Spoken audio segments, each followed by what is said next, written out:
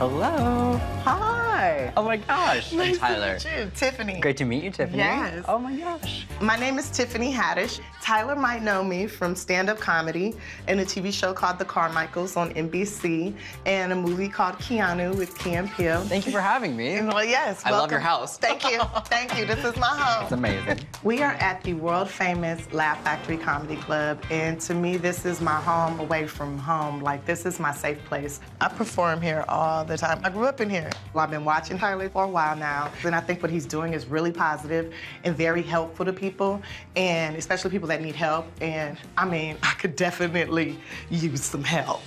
All these people coming through, I'm like, It's a lot of people. Like, oh, I got some strong communicators. there's some strong in my- communicators coming Yeah, through. y'all stand down for a second. Stand down, okay? Gotta give the speech. Gotta give the speech. Do you have any objects? I do have an object. Okay, so I might And- hold on to that.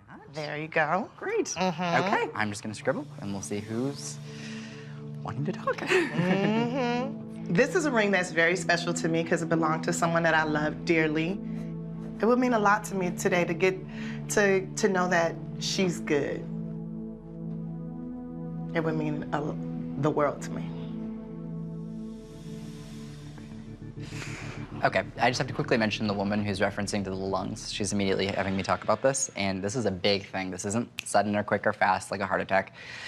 This is a chronic lung problem this woman had, and she's having me reference to the fact that she wanted to be known she was not suffering and was not in any pain in the moment that she passed. But she said she went through a hell of a lot in her life because I feel like passing away would almost be a relief from what I'm having to go through.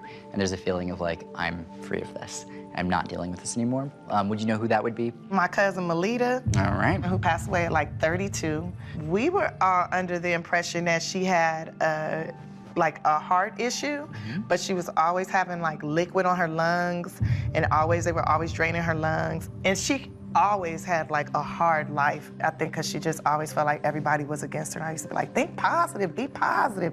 Like, but she never really listened to me on that note. And when she comes through, I think that just the fact that she connects shows that regardless of what she dealt with in life, she still comes through, and the love is there, and it's clear, because that's why she connects. So, Yeah. You know, I think that that's, if anything, like a relief to know. Yeah, definitely. And whose ring was this? I'm curious. Oh, that was my cousin Melita's ring. Wow.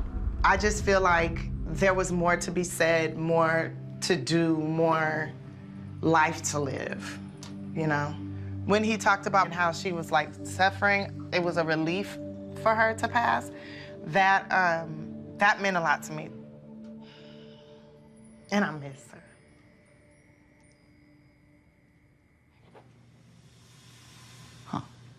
Don't know what this is. I don't know where I'm going with this, but I have to talk about this dynamic. There's a father figure that ultimately leaves the family and then ultimately makes a reconnection either when the children are grown up. Do you know if anyone has any Philadelphia connections? Not that I know of. Okay, no worries. Do you know much about your dad's side of the family? No. Okay. I just know a little bit. Oh, wait a minute, hold up. Yeah. Well, he was in Philly for a little bit when I found him. Uh-huh. Yeah, Okay. so, like, my whole point to meet my father was just to know, like, genetically, what do I have to expect? Sure. You know, and where the hell your ass been? Where your ass was at when I was out here living in the streets? Yep. You know, and, yeah.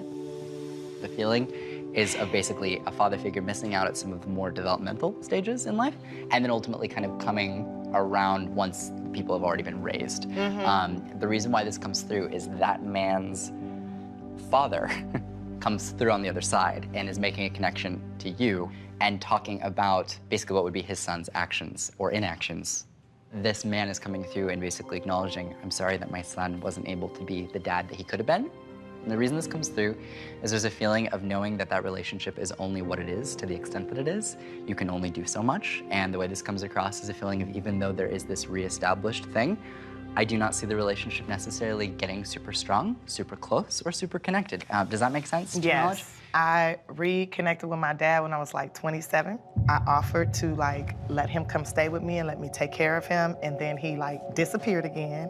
And so now he like reappeared, and he says he wants to come stay with me now, and there's a part of me that's like, well, you kind of missed that boat. Right, and it seems that with everything that's coming through, it seems to kind of indicate from presumably his dad, who's That's coming through. The acknowledgement is basically know what you're responsible for, know what you're not. And you're not responsible for him. Right. And there's an acknowledgement of you have permission to not feel like you have to be, you know, super close. Don't feel like you had to be super close with the timing. And you have That's to what I want to tell him so bad. For sure. I'm gonna let him watch the show. Yeah, well, that works. That works. Right. So please know that that message is coming through from both grandfather and then like a grandmother figure. Tell him I said thank you, and I never got to meet them, but thank you. Absolutely. Oh my gosh, well, thank you so much for having me. Thank you so much for coming. Yes, you were awesome. Oh my gosh. Thank you, I appreciate you. Absolutely. You're the best. Oh. Give me a hug. This was like a weird family reunion with a white mediator. It was. If you ever have any other questions, I'm always here. Oh, well, I will be calling. You know, I've been pretty much by myself my whole life. And so I feel alone a lot of the time. And like, I'm just doing this on my own. And for those people to come through, it's like, wow, I haven't been on my own all this time.